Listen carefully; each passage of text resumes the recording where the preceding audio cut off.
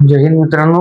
बघा, जो पॉलिटिचं जे आपण स्टडी करायला सुरुवात केली होती, त्याच्यामध्ये आपले जे मूलभूत हक्क आहेत हे आपले चालू होते. मूलभूत हक्कांमध्ये आपण जे आहे 22 कलम 22 पर्यंत किंवा अनुच्छेद 22 पर्यंत जे आहे मूलभूत हक्क बघितलेले होते. तर बघा, तर पुढचे आपल्याला मूलभूत हक्क बघायचे आहेत. तर आज जो आपण जो आहे संविधानाचा भाग 3 म्हणजेच मूलभूत हक्क,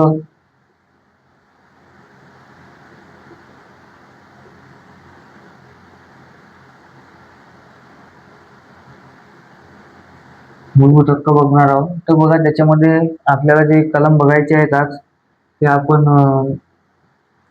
जे आपली आज स्टार्टिंग असणार आहे ती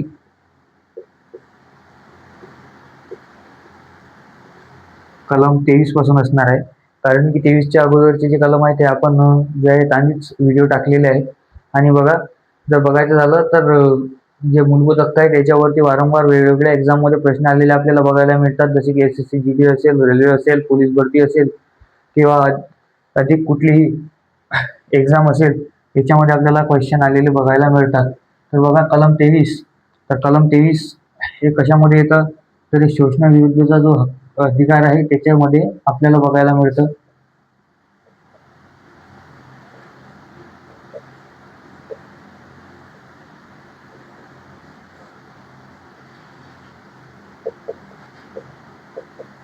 शोषणाविरुद्धचा अधिकार त्याच्यामध्ये आपल्याला कलम बघायचा आहे 23. तर बघा, 23 मध्ये काय आहे, तर 23 मध्ये जर आपल्याला बघायचं झालं तर 23 मध्ये आपल्याला स्पष्टपणे सांगितलेलं आहे, जो आपला भारतीय संविधानाचा अनुच्छेद 23 आहे याच्यामध्ये आपल्याला स्पष्टपणे जे आहे संविधान निर्मात्यांनी क्लिअर केलेलं आहे की जे आहे गुलामगिरी असेल किंवा मानव तस्करी असेल याच्यावरती पूर्णपणे जी बंदी आहे ही घातलेली आहे. जर बघायचं झालं तर पूर्वीच्या काळामध्ये आपल्याला बघायला मिळेल की बरेचसे लोक जे आहे बाजारामधून गुलाम विकत आणायचे. हे जे परंपरा होती किंवा हा जो बाजार होता किंवा मानवाची तस्करी होती किंवा मानव अवयवांची तस्करी होती, हे पूर्णपणे बेकायदेशीर करण्यात आली. तर बघा,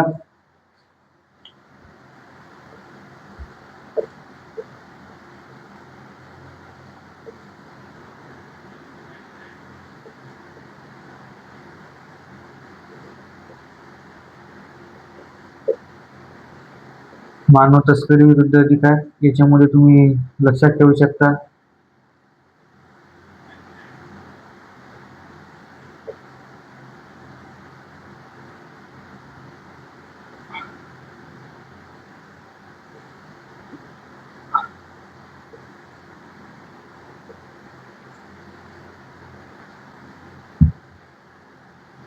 गुलामगिरी बंद. दुसरा पॉईंट लक्षात ठेवा,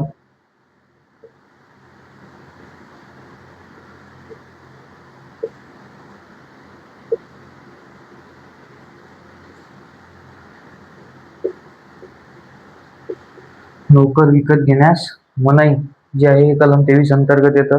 तदनंतर बघा, जो आपल्याला बघायचा आहे तो आहे कलम 24. कलम 24 मध्ये काय आहे, तर कलम 24 मध्ये आहे बालमजुरी बंद. जर बघायचं झालं तर बालमजुरी म्हणजे 16 ते जे आपलं वयोगट आहे 14, ज्याच्यामध्ये भारतीय संविधानाने कलम 21A अंतर्गत जे आहे सक्तीचे शिक्षण लागू केलेले आहे.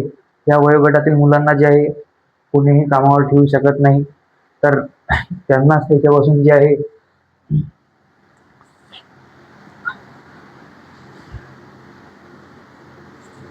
संरक्षण मिळावं किंवा त्यांना त्यांचा जो शिक्षणाचा हक्क आहे तो त्यांचा कायम राहावा, यासाठी जे आहे आपल्याला ही तरतूद केलेली बघायला मिळते.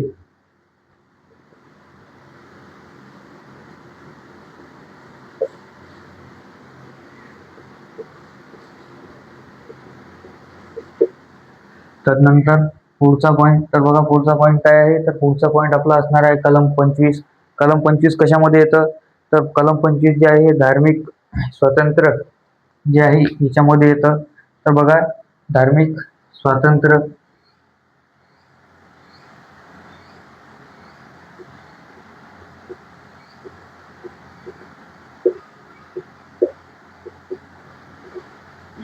धार्मिक स्वातंत्र्य. तर बघा, धार्मिक स्वातंत्र्यामध्ये आपल्याला बघायचं आहे 25 म्हणजे आपला जो भारतीय संविधानाचा अनुच्छेद 25 आहे तो.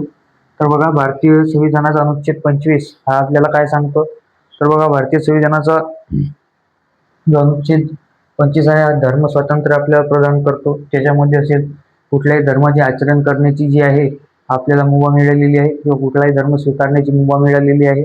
या अशा प्रकारचे जे धर्माविषयक जे तरतुदी आहेत किंवा कोणाला कुठल्या भारतात कुठल्या व्यक्तीला कुठला धर्म पाळायचा आहे त्याच्या विरुद्ध त्याच्यावरती कोणीही जे आहे आपल्याला बघायला मिळेल दडपशाही करू शकत नाही किंवा त्याच्यावरती जोर जबरदस्ती करू शकत नाही. त्या ते आपल्याला तो अधिकार आपल्याला कुठल्या अनुच्छेदाने मिळतो, तर तो अधिकार आपल्याला जो आहे अनुच्छेद 25 ने मिळतो. तर बघा तसं बघायला झालं तर पूर्वीच्या काळामध्ये तुम्हाला बघायला मिळेल सक्तीचे धर्म परिवर्तन जे आहे हे फार होते. तर ते धर्म परिवर्तन जे आहे ते थांबवणे आणि सर्वांना जे आहे त्यांना जो धर्म पाळायचा आहे तो धर्म पाळायची मुभा देणे किंवा त्यांना जे स्वातंत्र्य देणे हा या अनुच्छेदाचा मुख्य उद्देश आहे.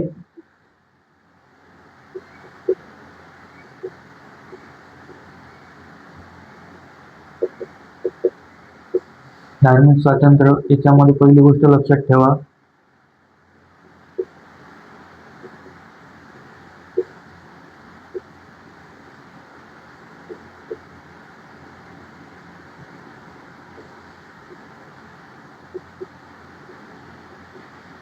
कुठलाही धर्म पाळण्याचा अधिकार,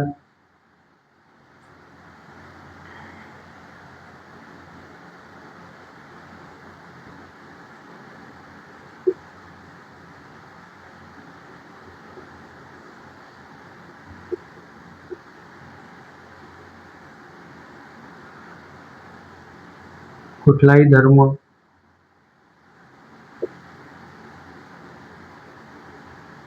स्वीकारण्याचा अधिकार आणि अशा बऱ्याच तरतुदी आहेत. तुम्ही फक्त एवढं लक्षात ठेवत चला, कारण की जे आहेत ह्या एक्झाम पॉईंट ऑफ व्ह्यूने आपल्याला महत्त्वाच्या तरतुदी आहेत ह्या तुम्ही लक्षात ठेवत चला. तर बघायचं झालं तर कलम 23 आपल्याला मानव तस्करीपासून जे आहे सुरक्षा प्रदान करतात. तर 24 बघायचं झालं 24 बालमजुरीला जे आहे हे बंदी आणतं. जर बघायचं झालं तर जे बालमजुरी आहे याच्यावर बंदी घालतं. हा सुद्धा एक्झाम मध्ये वारंवार येणारा प्रश्न आहे. आणि कलम जे आहे आपलं 21A सक्तीचे शिक्षण त्याच्यावरही एक्झाम मध्ये वारंवार प्रश्न येतात.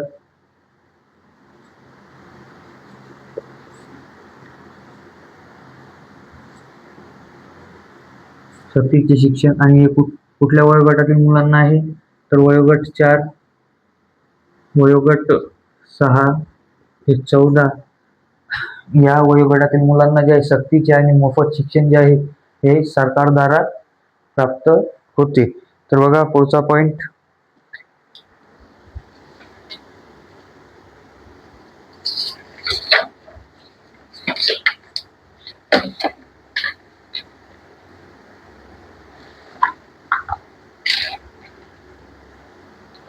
तर पुढचा पॉइंट बघा कलम किंवा अनुच्छेद जो आहे 26 धार्मिक स्वातंत्र्यामध्येच येतो. आणि त्याचा मुख्य उद्देश काय, त्या धार्मिक संस्था आहेत किंवा धार्मिक ज्या शाखा चालत आहेत किंवा जे त्यांच्या चॅरिटीज आहेत किंवा आपल्याला म्हणता येईल त्यांच्या ज्या संस्था आहेत त्यांना जी आहे संरक्षण देणे किंवा त्यांचे विशेष तरतूद जे आहेत ह्या आपल्याला कलम 26 मध्ये बघायला मिळतील. तर बघा याच्यामध्ये पहिली तरतूद काय आहे, धार्मिक संस्था स्थापन करण्याचा अधिकार. तर बघा हे तुम्ही लक्षात ठेवत चला.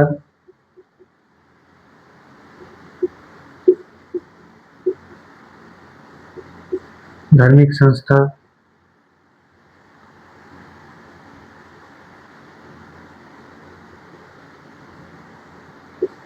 संस्थांबाबत. तर बघा याच्यामध्ये काय आहे, संस्था स्थापन करण्याचा अधिकार,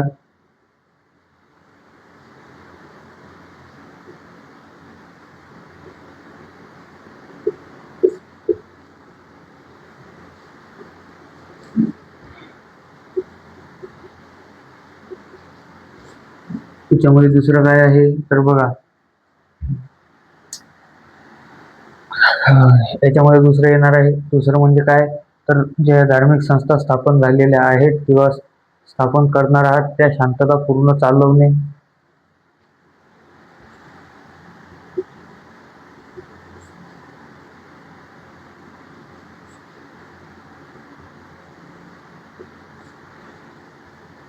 आणि याच्यामध्ये तिसरा पॉइंट काय आहे तर बघा, स्वतःचे धार्मिक व्यवहार जे आहेत हे या संस्थांना करण्याचा अधिकार.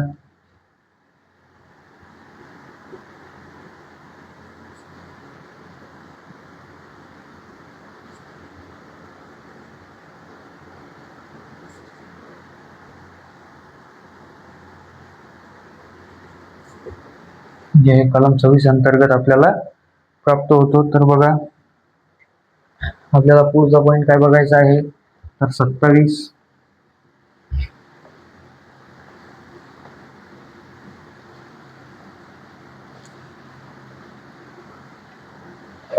तर बघा 27 मध्ये काय आहे तर 27 मध्ये काय आहे, धार्मिक करास मनाई. तर बघा 27 मध्ये आपल्याला सांगितलेलं आहे की भारतामध्ये जसं पूर्वीच्या काळी यात्रा कर असेल किंवा जिझिया कर असेल हे घेतले जायचे, तर त्याच्यावरती बंदी किंवा कुठल्याही धर्माकडून कुठल्याही प्रकारचा धार्मिक कर्ज आहे आता आकारले जाणार नाही. सर्वांना कुठलाही धार्मिक कर किंवा धार्मिक यात्रा कर जो आहे हा देण्याचे काम पडणार नाही. तुम्ही मोफत जे आहे कुठल्याही ठिकाणाला जाऊ शकता, तिथे भेट देऊ शकता, तिथं दान धर्म करू शकता. तर ते जे आहे हे आपल्याला कलम 27 अंतर्गत काय होते, प्राप्त होते. तर बघा 27 मध्ये काय आहे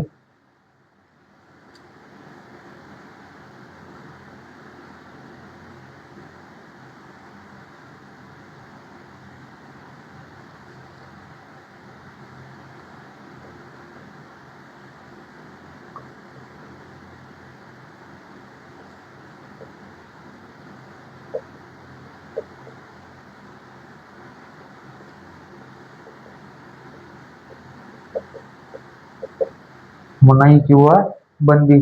तर बघा पुढचं काय आहे 28 काय आहे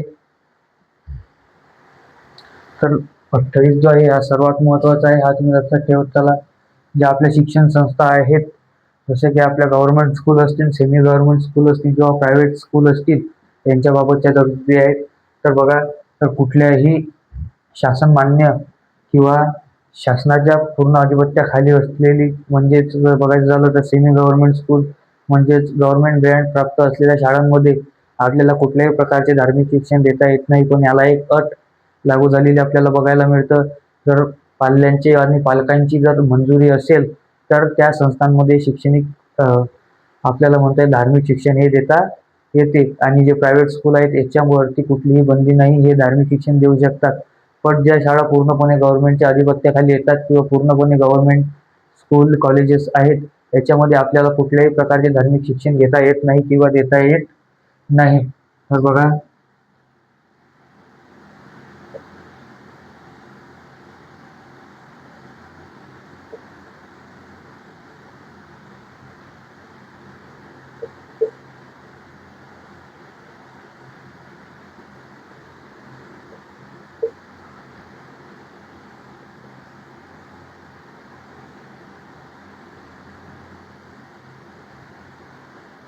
धार्मिक शिक्षण याच्यामध्ये तुम्ही पहिलं लक्षात ठेवा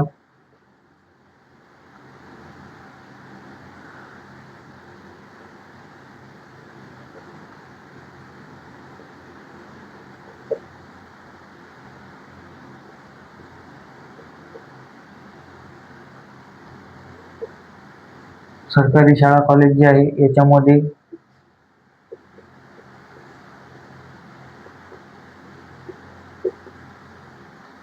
सरकारी शाळांमध्ये देता येत नाही. दुसरा जो पॉइंट आहे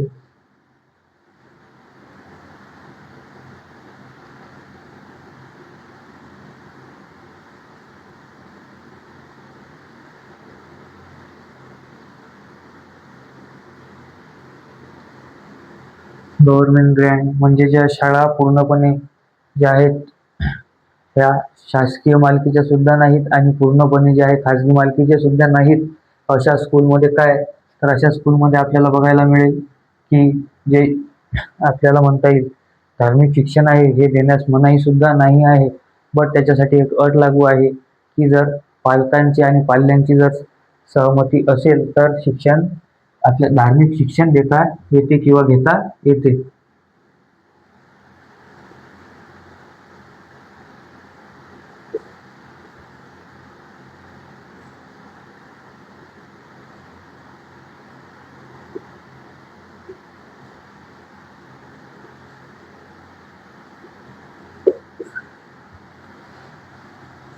आणि तिसरं जे आहे ते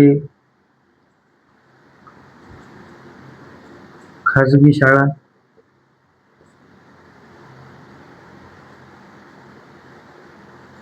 किंवा कॉलेज याच्यामध्ये आपल्याला बघायला मिळेल, खाजगी शाळा किंवा जे कॉलेज आहेत याच्यामध्ये कुठलीही अट नाही.